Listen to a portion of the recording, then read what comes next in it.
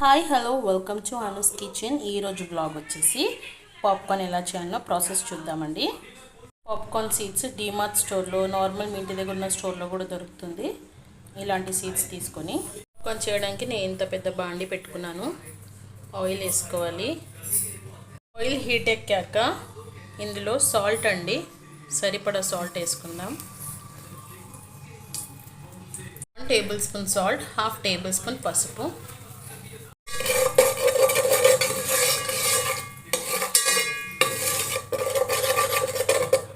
చిన్నపిల్లలకి ఇలా చేసి పెడితే చాలా ఇష్టంగా తింటారండి. బయట నుంచి కాకుండా మనమే ఇంట్లో చాలా ఈజీ ప్రాసెస్ చేసుకుంటే పిల్లలకు చాలా ఇష్టం అవుతుంది.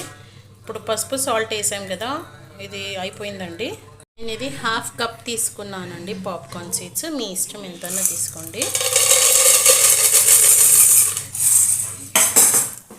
ఇప్పుడు ఇందులో వేసి ఈ ఆయిల్, పసుపు, సాల్ట్ అంతా వీటికి పట్టేలాగా ఫ్రై చేసుకోవాలి.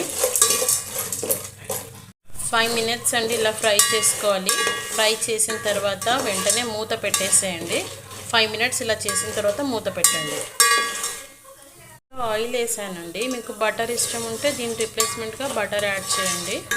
మీ టేస్ట్కి ఎలా ఇష్టం ఉంటే అలా చేయండి.